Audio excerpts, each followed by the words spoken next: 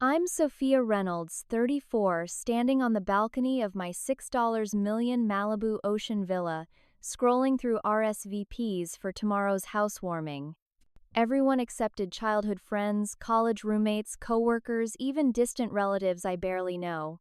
Everyone except two people, my parents. My phone buzzes with a text from Mom. You know why we won't be attending. You chose this life against our wishes. Enjoy your empty mansion. I set my jaw watching waves crash against the shore. They think I'll break. They're wrong.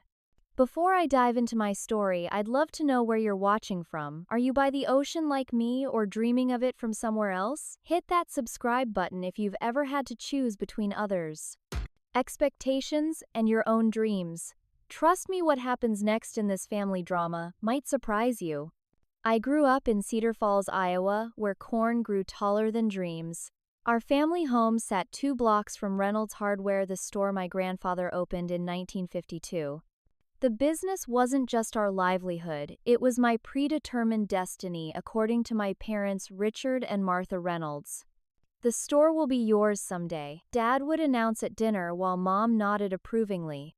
Then you'll marry someone local, maybe Jim Garrison's boy, and settle down proper. That's the Reynolds way. But while they planned my future, I secretly cut out magazine pictures of California beaches and skyscrapers, hiding them in a shoebox labeled "Someday." My window faced west, and I'd often stare into the sunset, imagining it sinking into the Pacific Ocean rather than behind Mrs. Davidson's silo. California is just a fantasy, Mom said, when she found my college brochures at 16. People go there chasing dreams and come back broke. Is that what you want? I want to build something of my own, I told her. Dad scoffed. We've already built something for you. The hardware store was successful for a small town, but my parents lived modestly, saving every penny to expand the business, never to explore beyond county lines. They'd never even seen the ocean. Their world was contained, safe and suffocating. When career day came during junior year, I met a visiting UCLA alumna who worked in digital marketing. Her stories of tech startups and innovation made my heart race. That night, I applied for information packets from 5 California universities.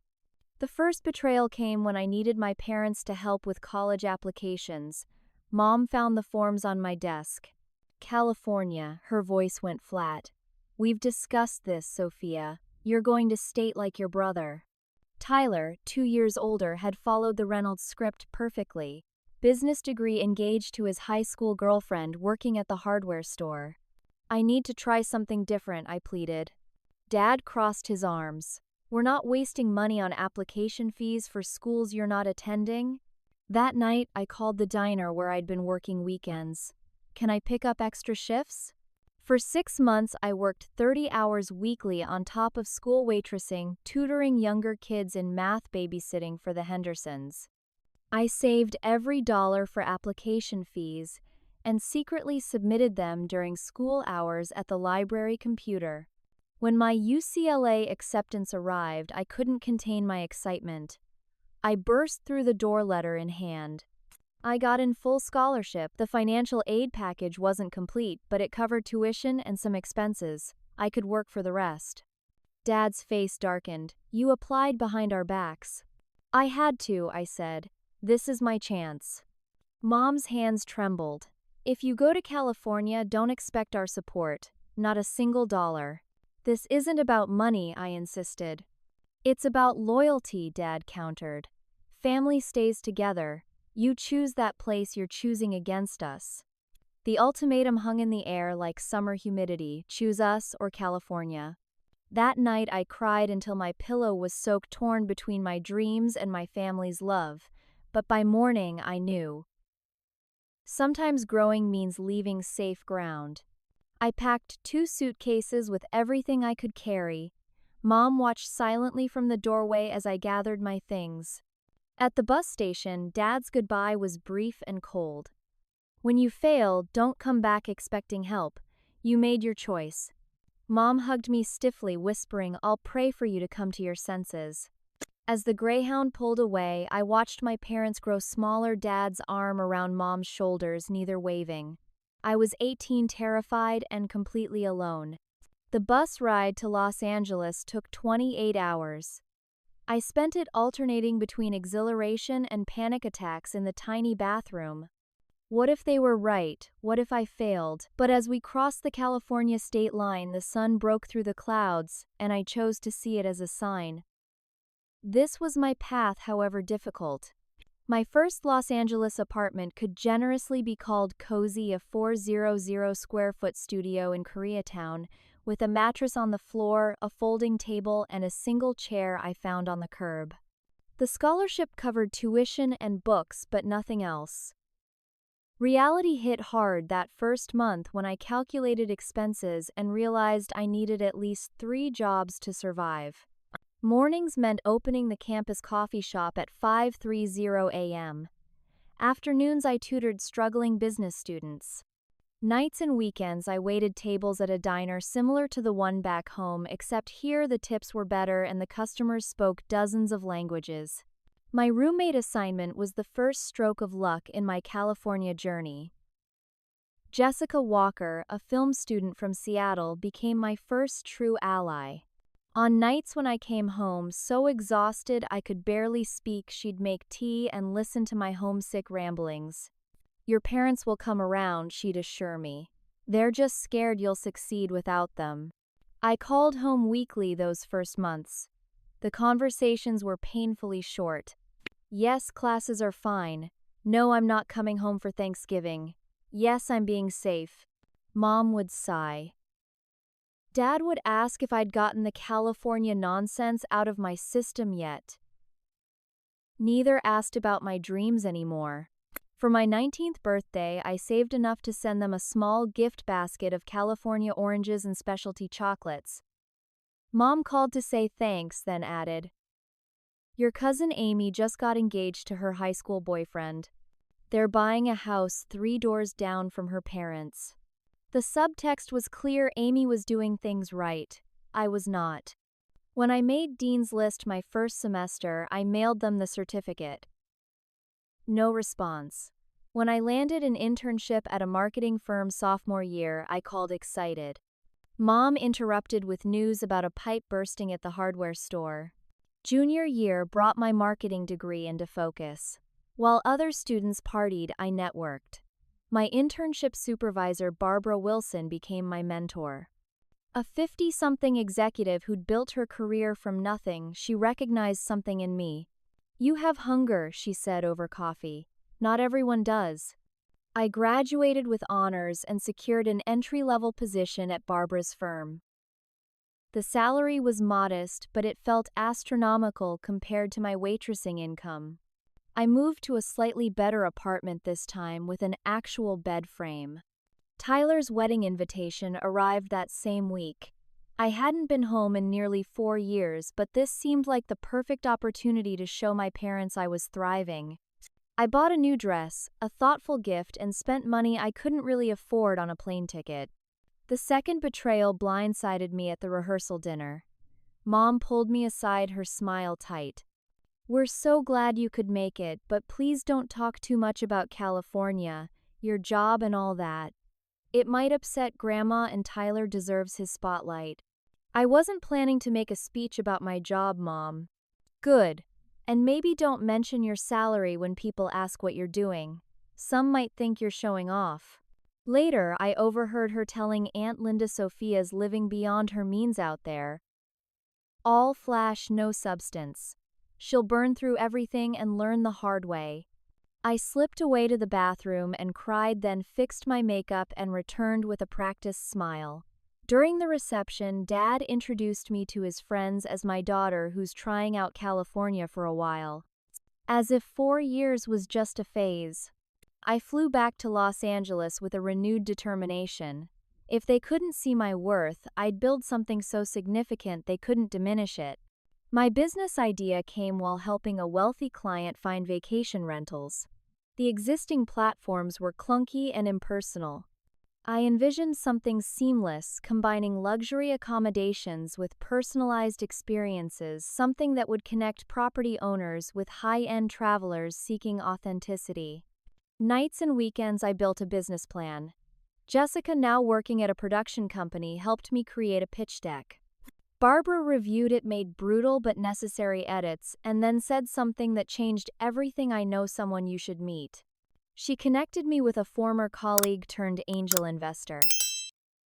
The meeting was scheduled for the following month. I was terrified but ready. Then my phone rang with a number I hadn't seen in 5 years. My parents were coming to Los Angeles. They wanted to see me. Your father and I thought it was time to see your California life, Mom said over the phone, her voice warmer than it had been in years. We miss you, Sophia.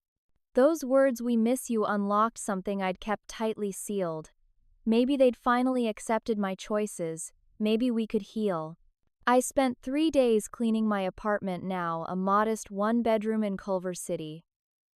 I bought new towels for the bathroom, fresh flowers for the kitchen table, and ingredients for my dad's favorite meatloaf. I even took Friday off work to pick them up from LAX.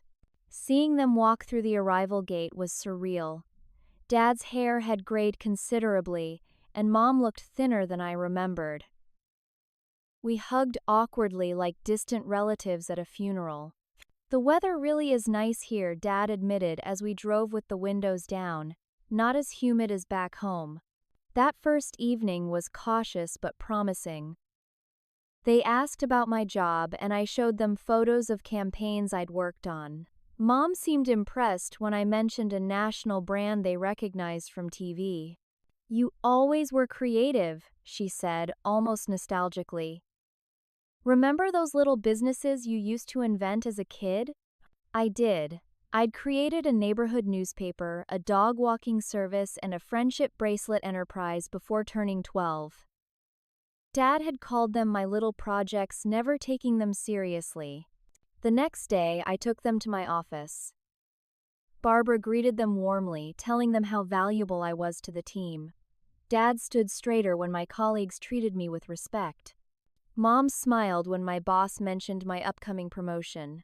You've carved out a nice little career, Dad said over dinner that night, more substantial than we thought. Mom reached across the table to touch my hand. We've been talking, Sophia, about your future. We know you're working on some kind of business plan, Dad continued. Your brother mentioned it. I'd told Tyler about my startup idea during one of our infrequent calls, never expecting it would reach our parents. It's still in the early stages, I said cautiously.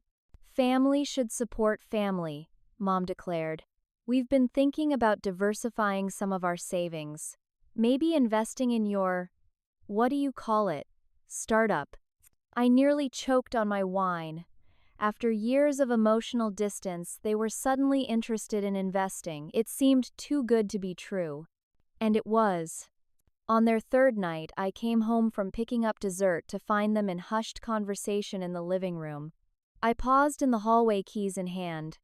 We need to get a stake in this before it takes off, Dad was saying. Richard at the bank says these tech things can explode overnight. If she's onto something. She owes us this much, Mom interrupted. After all, we did raising her, putting her through school. We didn't pay for her school, Dad corrected. We raised her, fed her, clothed her for 18 years. Now she's got this opportunity and family should benefit first, before she brings in those California investors who'll take advantage of her. The keys slipped from my fingers, clattering against the hardwood. They turned faces, flushing at being overheard. You weren't supposed to hear that, Mom said weakly. Clearly, my voice was steady despite the earthquake happening inside me. Is that why you came, because the store is in trouble? Dad's silence was confirmation enough. The hardware business is changing, he finally admitted. Big box stores, online shopping. We're barely breaking even most months. So you thought you'd invest in my little project? The air quotes were audible in my tone. After years of dismissing my dreams, now you want a piece when you think there's money to be made. That's not fair, Sophia, Mom protested. We're family. This is your chance to finally be a good daughter. The third betrayal cut deepest because I'd allowed myself to hope. I'd believed they'd come to reconcile, to understand me. Instead, they'd come to use me. I'll help you, I said after a long silence. But not like this. I can loan you money to modernize the store, create an online presence. But I won't give you ownership in my company in exchange for suddenly acknowledging my existence. Dad's face darkened. So that's it, you've become so California you won't even help your family properly. I'm offering help. Real help. Not a fake investment that's really about control. We don't need your charity, Mom snapped. Then what do you need? I asked, exhausted. Neither answered. The next morning they rebooked their flights to leave early. As they packed, Dad delivered his parting shot. You've chosen money over family, Sophia. I never thought I'd see the day. Your grandfather would be ashamed. They left without hugging me goodbye. The apartment felt both empty and somehow cleaner after they departed, as if a long festering wound had finally been drained.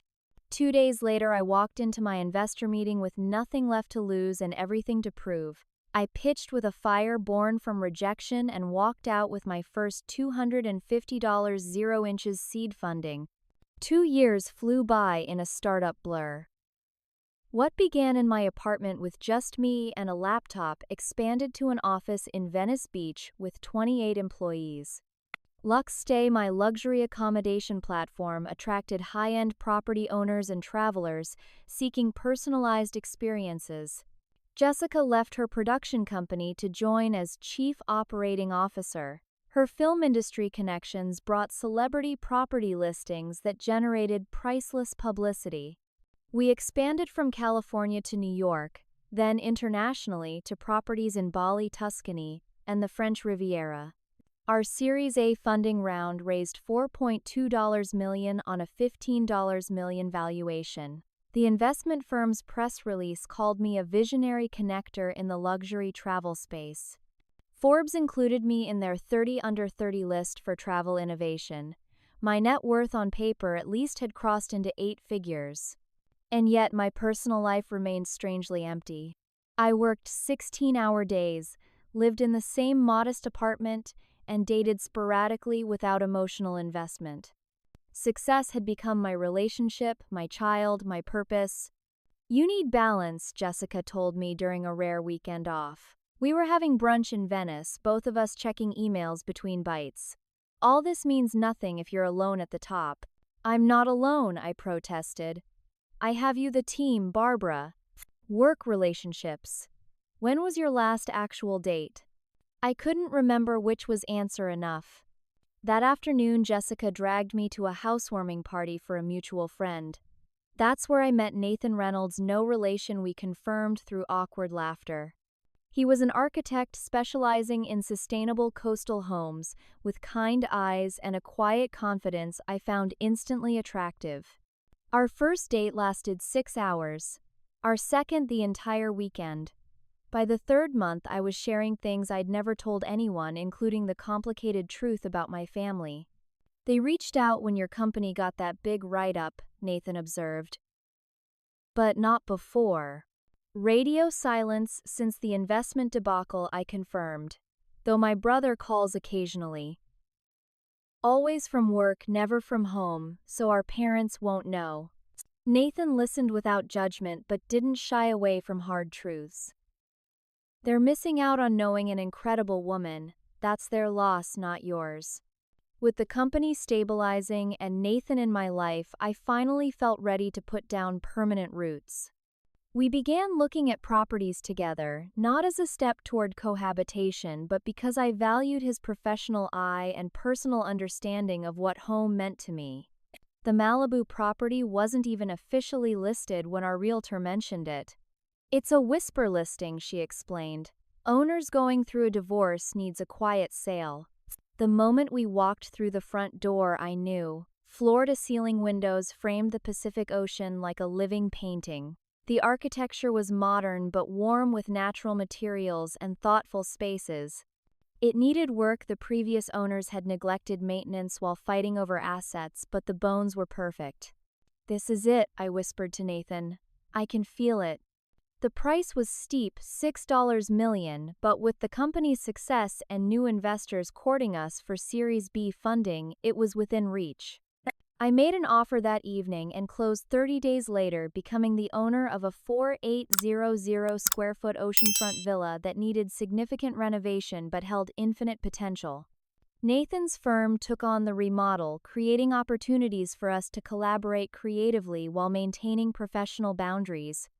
We designed spaces with both solitude and community in mind: a chef's kitchen that opened to the dining and living areas, a primary suite that felt like a sanctuary, and guest rooms that offered privacy while encouraging gathering. I was overseeing tile selections when my cousin Amber called. We'd been close as children but had drifted since my move to California. Her voice carried the familiar Midwest cadence that still occasionally slipped into my own speech during emotional moments. "I need to tell you something," she said, uncharacteristically serious, "and you might hate me afterward." The fourth betrayal unfolded through her confession. For years, my extended family had been feeding information to my parents about my life and career. Articles, social media posts, secondhand stories, all compiled to monitor my journey from afar. "They've been telling everyone you got lucky," Amber continued. "That you must have done something morally compromised to succeed so quickly." My throat tightened. "And you believed them?" "At first, maybe. It's what we grew up hearing, that California corrupts people." She paused. "But then I saw your interview in that business magazine. You talked about creating authentic travel experiences that respect local communities. You weren't the selfish person they described." According to Amber, my parents had maintained a narrative that I would inevitably fail, and when success came instead, they reframed it as luck or moral compromise. They'd forbidden family members from attending any events I hosted or publicly supporting my business. After hanging up, I experienced my first panic attack in years. Nathan found me on the bathroom floor, hyperventilating, renovation samples scattered around me. "I built all of this," I gasped between breaths, "and they're still trying to tear it down from 1,000 miles away." Jessica arrived an hour later with emergency cheesecake and practical advice. "This house becomes your statement," she declared. "You fill it with people who actually celebrate you." That night, as the three of us sat on moving blankets on the unfinished balcony, watching waves crash against the shore, I made a decision. This house wouldn't just be my home, it would be the physical manifestation of the life I'd chosen and built despite every obstacle. "We're throwing a proper housewarming," I announced, "and inviting everyone except them." For 6 months, the villa transformed from neglected asset to personal sanctuary. Nathan's architectural vision complemented my desire for a home that honored both my Midwest roots and California evolution.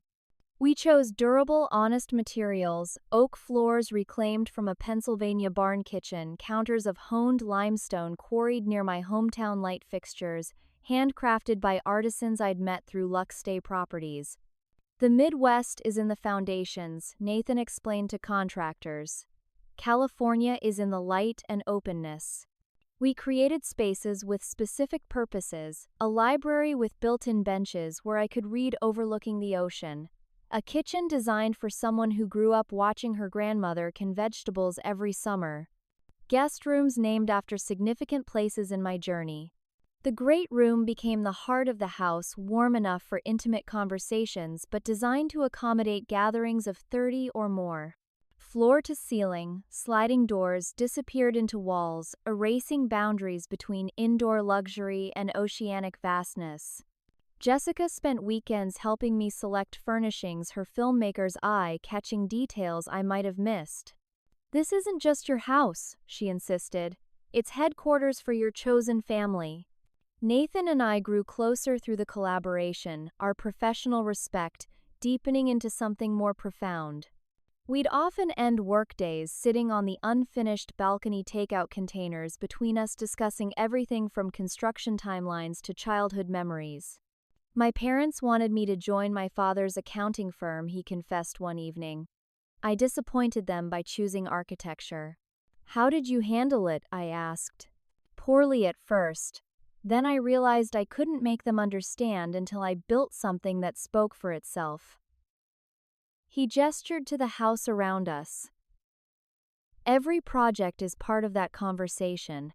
As renovation neared completion, I began planning the housewarming party. We created a guest list of 90 people, friends from every chapter of my life, colleagues who'd become confidants, mentors who'd believed in me, even neighbors from my first apartment building. I hesitated over my family section. Tyler and I maintained a cautious relationship through occasional calls and text messages.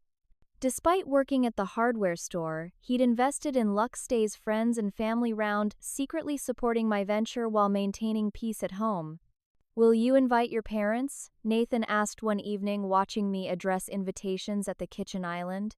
No, I said firmly. They've made their position clear. What about your brother? The question hung between us. Tyler had never directly betrayed me, but his constant position as family peacekeeper meant he rarely stood firmly on my side. Still, he was my only sibling, the only person who shared my specific childhood context. Before I could answer, my phone rang with his number. Perfect timing, I answered. I was just addressing your housewarming invitation. His voice sounded strained. That's why I'm calling Soph. I can't come. Can't or won't. The fifth betrayal landed with his sigh.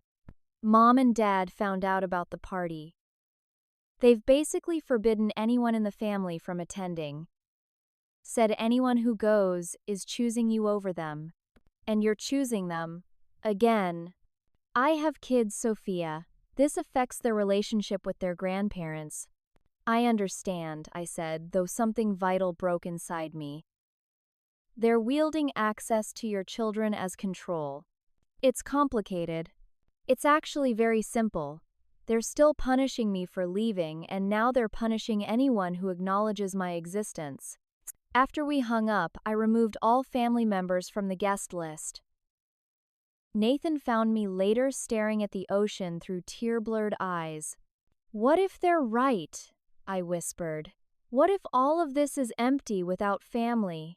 Blood doesn't define family, he said gently. Connection does, celebration does, showing up does. That evening, as Pacific sunshine gilded the house in warm light, Nathan dropped to one knee on the newly finished balcony. The ring caught fire in the sunset, a pear-shaped diamond on a band of intertwined gold and rose gold. I want to build a life with you, he said simply. A family that celebrates rather than constrains. Through happy tears, I said yes. Later that night, Jessica arrived with champagne to celebrate our engagement. As we toasted under the stars, I made a final decision about the housewarming. I'm sending one more invitation, I said, to my parents. Nathan squeezed my hand. Are you sure? No, I admitted, but I need to try one last time. Not for them, for me. So I never look back and wonder if I should have extended one final olive branch. The next morning, Tyler called, having heard our engagement news through a mutual acquaintance. His congratulations seemed genuine, but hesitant. They might surprise you, he suggested carefully. If you invited them to the housewarming as a gesture, you think they'd come? Hope flickered despite my better judgment. I think everyone deserves one more chance, he said, even them. For 3 days, I drafted and discarded versions of the invitation letter to my parents. How do you distill a decade of estrangement, success, and growth into words that might bridge an ocean of hurt? Just be honest, Nathan advised. Not about proving them wrong, but about wanting them there despite everything. The final letter was simple but sincere. Asterisk Mom and Dad asterisk. Asterisk, I'm inviting you to the housewarming of my new home in Malibu on September 15th. This isn't about showing off or proving anything. It's about sharing a significant moment in my life with the people who gave me life, asterisk. Asterisk, we've walked different paths, but we're still family. This house has pieces of Iowa in its foundations, just as I do in mine. I would be honored if you would come and see the woman I've become, not despite my upbringing, but partly because of it. Asterisk. Asterisk. With love always asterisk, asterisk, Sophia asterisk. Rather than mailing it, I decided to deliver the invitation personally. Nathan offered to accompany me, but this was a journey I needed to make alone. I'll be fine, I promised. I'm not that scared teenager anymore.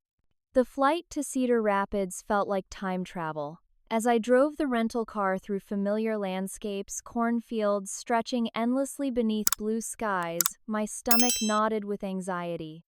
The hardware store appeared first, its faded sign somehow smaller than in my memories.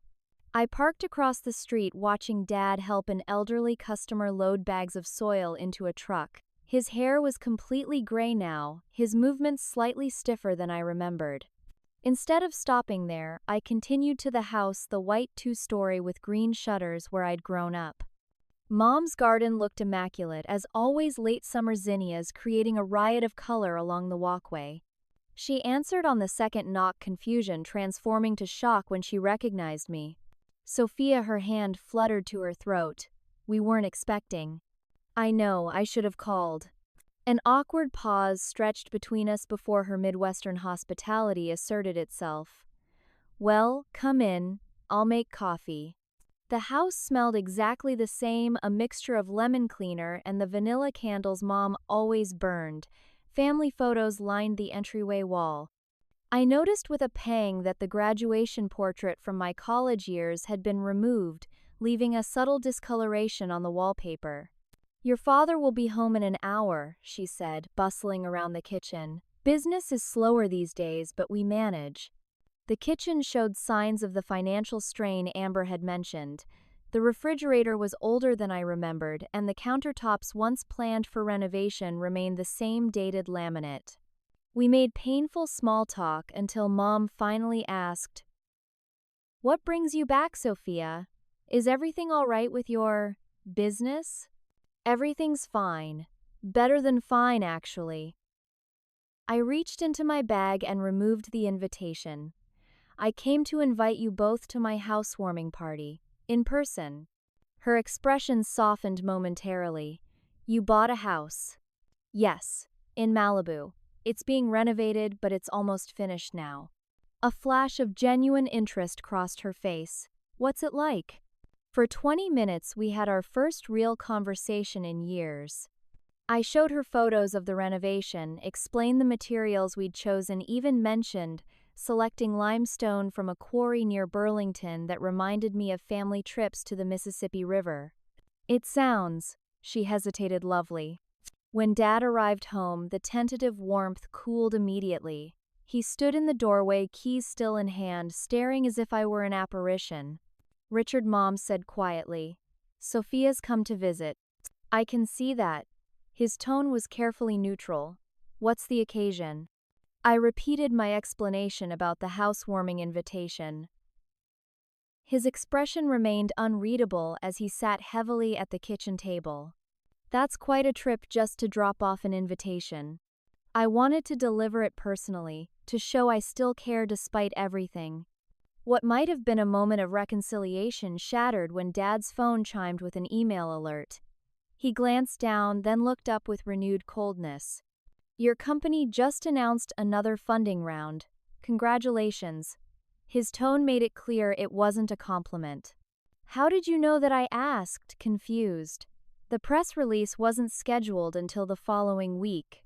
The sixth betrayal revealed itself in his uncomfortable shifting. I subscribe to tech investment newsletters. You've been tracking my company. The realization dawned slowly.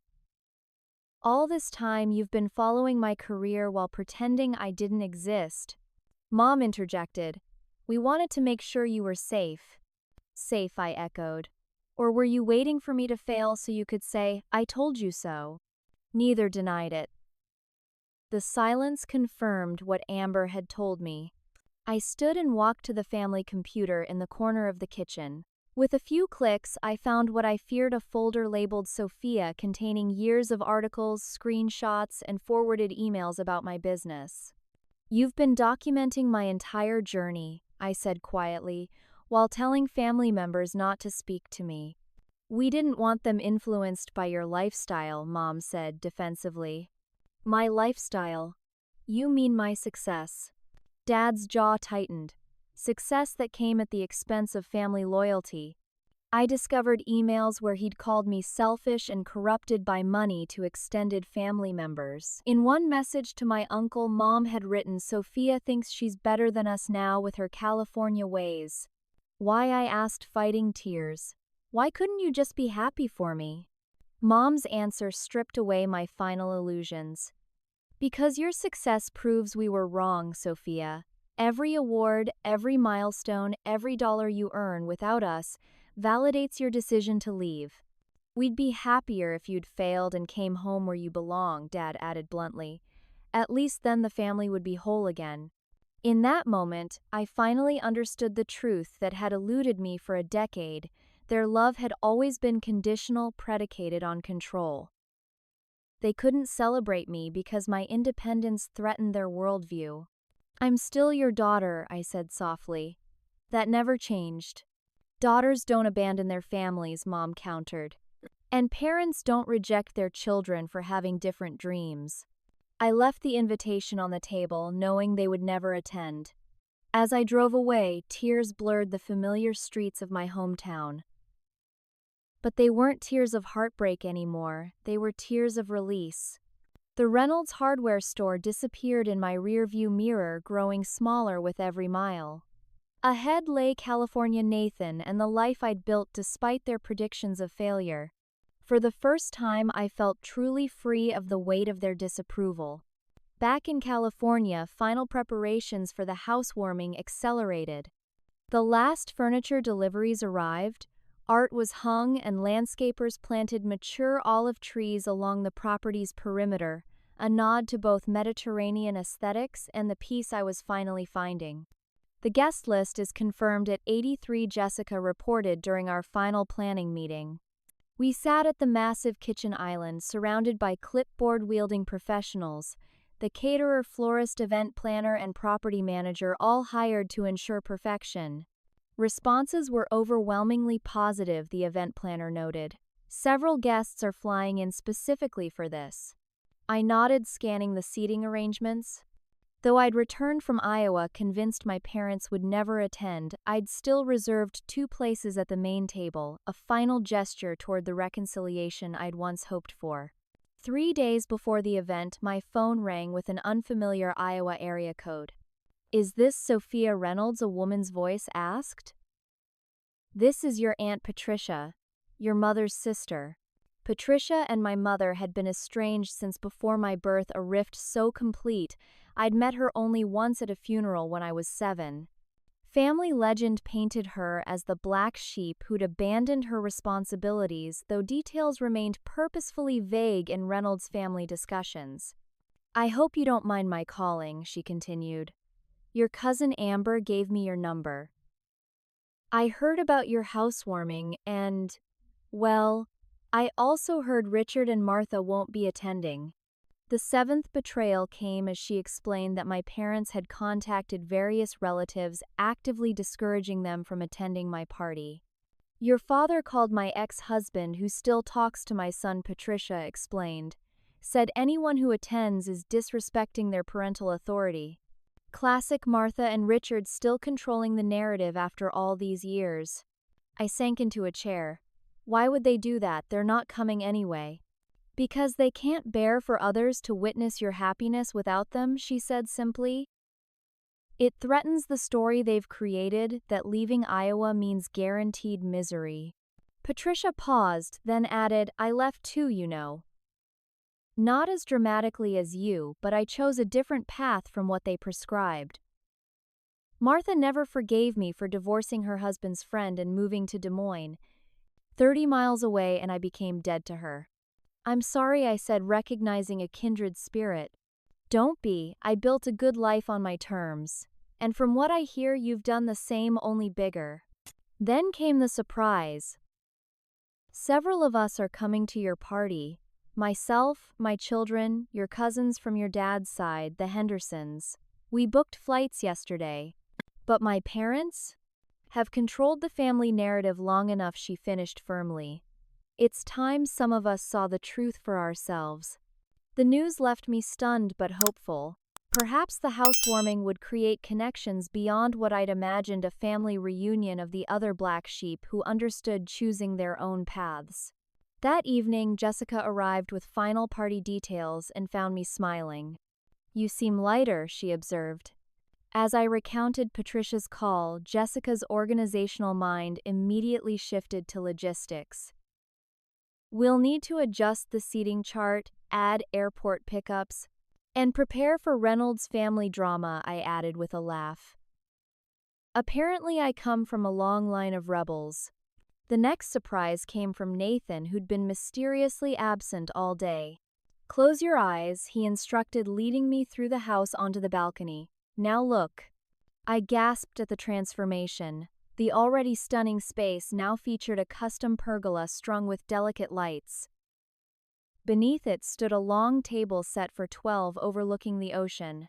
"For your family dinner," he explained, "the night before the main event. For the people who truly showed up for you." Tears sprang to my eyes. It's perfect.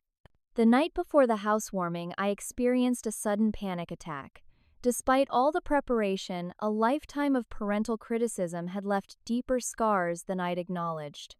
What if the house wasn't good enough? What if people judged my choices? What if, as my parents always predicted, everyone could see I didn't belong in this world I'd created? Nathan found me at 3 a.m., sitting on the balcony wrapped in a blanket. "Can't sleep?" he asked, joining me. "What if they were right?" I whispered. "What if all of this is just pretending to be someone I'm not?" He considered this carefully. "Do you remember telling me about your first apartment here? The mattress on the floor, the chair you found on the curb?" I nodded. "That was you too. The same woman who built this. You didn't become someone else, you became more fully yourself." His words penetrated the anxiety. "When did you get so wise?" "I had a good teacher," he smiled. "A woman who taught me that home isn't where you're from, it's what you build brick by brick, choice by choice." As dawn broke over the Pacific, we watched colors transform from inky black to deep blue to golden yellow. The house behind us, the life we were building, the family we were choosing, all felt suddenly perfectly right. I woke on the morning of the housewarming with unexpected peace. Whatever happened today, whoever came or didn't come, I had already won the most important battle. I had built a life that reflected my truest self, surrounded by people who celebrated rather than diminished my light. Saturday dawned with perfect Southern California weather, 75 degrees crystal clear skies, and just enough ocean breeze to make the air feel alive with possibility. Professional staff arrived at noon, transforming the already beautiful property into something magical. White roses and hydrangeas filled hand-thrown ceramic vessels. Fairy lights twinkled from trees and railings. A string quartet set up near the infinity pool, their classical arrangements creating elegant atmosphere.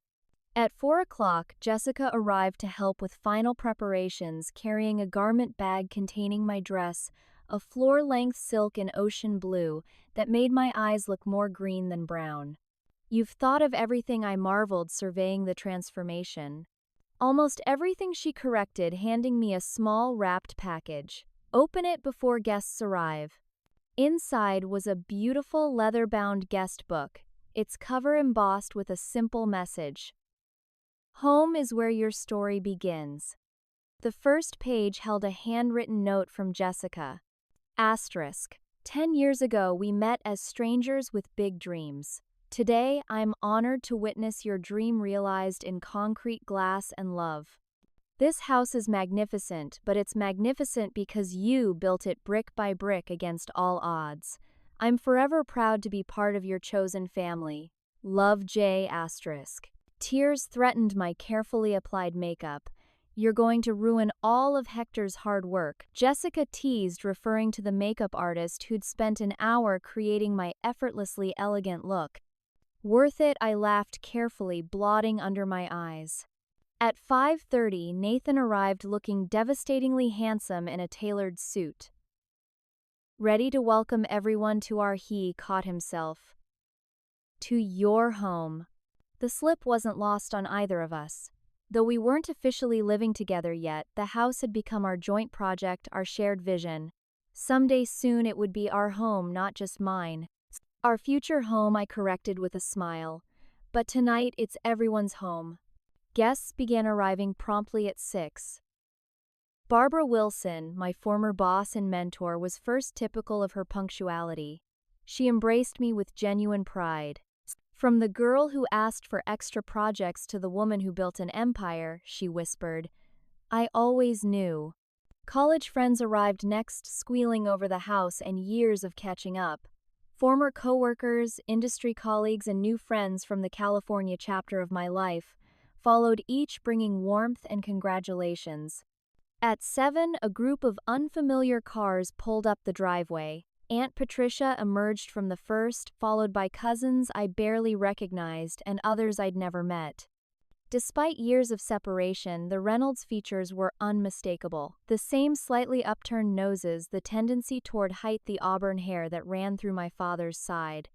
Sophia Patricia embraced me like a long-lost daughter. "You're even more beautiful than your photos." "Thank you for coming," I managed, overwhelmed by the family resemblance and what their presence represented, defiance of my parents' edict. "We wouldn't miss it," she assured me. It's time the Reynolds family had a new definition of success. My former neighbor from the Koreatown apartment, Mrs. Kim, arrived with her son, who'd helped me move furniture when I couldn't afford movers. The security guard from my first office building came with his wife. My favorite barista from the campus coffee shop now, a pediatric nurse, drove 2 hours to attend. These weren't just guests, they were markers of my journey, witnesses to the path that had led to this moment. Dinner was served at 8 stations of elevated comfort food that bridged my Midwestern roots and California present. Tables set throughout the property allowed guests to mingle while enjoying the spectacular sunset. The 2 chairs I'd reserved for my parents remained conspicuously empty, a visual reminder of their absence. At 9, Jessica clinked her glass for attention, then offered a toast that left few dry eyes. "To Sophia, who taught me that determination isn't just about working hard, it's about believing in your vision when no one else does. Who showed me that success isn't measured by what you acquire, but by the people you gather around your table. And who proved that family is defined by who shows up, not just by blood. This house is magnificent, but it's nothing compared to the woman who built it." Nathan followed with his own toast, speaking not as my architect, but as my future husband. "To the bravest woman I know, who left everything familiar to chase an uncertain dream. Who built success from nothing but grit and vision. Who teaches me daily about resilience and grace. This house stands on a foundation stronger than concrete. It stands on the foundation of Sophia's courage." As applause faded, my phone buzzed with a video message from Tyler. With shaking hands, I played it on the outdoor screen for everyone to see. "Hey sis," his familiar face appeared, his children waving in the background. "We wanted to be there tonight, but... well, you know why we can't be. The kids made you this."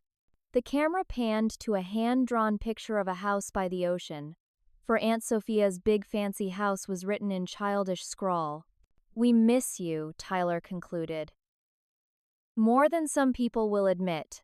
The 8th betrayal came minutes later as I was still processing the bittersweet video. A text message from my mother. "Your aunt sent photos. Lovely view. What's the property value now with renovations?" Dad wondering for insurance purposes. Even now, they could only see my life in terms of monetary value, not emotional worth. Patricia found me on the balcony, needing a moment alone. "Martha texted you, didn't she?" she asked knowingly. At my surprised look, she smiled sadly. "I know my sister. Let me guess, she asked about property values." I nodded and she laughed without humor. When I graduated with my master's degree, she asked about my starting salary before saying congratulations. Some people can only measure worth in dollars. I never understood why they're like that, I admitted. Patricia leaned against the railing. Your grandparents lost everything in the farm crisis of the 1,980 seconds. Your mother watched her family's pride stripped away, their land auctioned. After that, security became her religion. Anything that threatened security, like leaving home for uncertain prospects, became heresy. That doesn't excuse how they treated me. No, she agreed. It explains but doesn't excuse. Martha and Richard made choices about how to handle their fears. Bad choices that cost them a relationship with their remarkable daughter. Her words helped me see my parents as flawed humans rather than mythic obstacles. They weren't villains, just people trapped in their own limited perspective, unable to see beyond their fears. As the party continued around us, I realized the most important guests were not those with impressive titles or connections, but those who had witnessed my journey and celebrated each step, even the stumbles. The evening ended with guests gathered around the infinity pool, the ocean stretching endlessly beyond, embodying the unlimited possibility that had drawn me to California a decade earlier. Looking around at the faces illuminated by moonlight and string lights, Jessica, who'd been my first ally, Nathan, who'd become my partner, Patricia, who represented unexpected connection, and dozens of others who formed the tapestry of my life, I finally understood I wasn't standing in an empty mansion as my parents had predicted. I was home, surrounded by the family I had chosen, and who had importantly chosen me back. The week following the housewarming passed in a pleasant blur. Contractors completed final touch-ups, guests sent thoughtful thank you notes, and industry publications featured photos of the event. Nathan and I fell into an easy routine of morning coffee on the balcony, watching dolphins play in the distance while planning our future. I'm thinking a spring wedding, he suggested on Saturday morning, 7 days after the party, right here with the ocean as our backdrop. Perfect, I agreed, leaning against his shoulder. Small, intimate, just people who genuinely support us. The doorbell interrupted our planning. A delivery person stood with a large package. Special delivery for Sophia Reynolds, he announced, handing me a heavy box postmarked from Cedar Falls. Inside, I found a leather-bound photo album with a note in Tyler's handwriting. Soph. Found these while cleaning the attic at Mom and Dad's. Thought you should have copies. Sorry I wasn't brave enough to attend your housewarming. The kids talk about their famous aunt in California all the time. Maybe someday we'll visit with or without parental approval. Love always Tyler . The album contained family photographs spanning decades, me as a gap-toothed 7-year-old holding a fishing rod beside Dad, Mom teaching me to bake her famous snickerdoodles. Teenage me receiving a debate trophy with my parents proudly flanking me. Memories I'd nearly forgotten preserved in fading color prints. I'd like to show you something, I told Nathan later that afternoon. I led him to what we designated as the memory wall, a previously empty expanse in the upstairs hallway. During his absence that morning, I'd carefully hung framed photographs chronicling my journey: the Greyhound ticket from Iowa to California, my UCLA student ID, the business plan for Luck's stay sketched on a coffee-stained napkin, the Forbes 30 Under 30 feature, and now selectively images from Tyler's album. There's a gap, Nathan observed, pointing to an empty space in the arrangement. Reserved for my parents, I explained, but I'm thinking now it should hold this instead. I showed him a group photo from the housewarming: Jessica, Aunt Patricia, my cousins, Nathan and me, laughing on the balcony with the sunset behind us. The family that showed up, he nodded approvingly. Later that day, Jessica arrived with news that represented the final betrayal. Don't shoot the messenger, she began, showing me her tablet. But your parents gave an interview to the Cedar Falls Gazette. The small-town newspaper had run a feature about Reynolds Hardware's 40th anniversary. The article mentioned me in passing, describing me as Richard and Martha Reynolds' daughter who operates a successful California business funded by family investment. "They're taking credit for your success," Jessica said incredulously. "After everything." My initial reaction was anger, then determination to publicly correct the record. But as I paced the balcony watching waves crash against the shore, a different perspective emerged. "I'm not going to respond," I decided finally. What would it accomplish? More pain, more division. "They're lying," Jessica protested. "To a small-town paper that nobody outside Cedar Falls will read," I pointed out. "Let them have their story. I know the truth. The people who matter know the truth." Instead of engaging in public correction, I channeled my energy towards something constructive.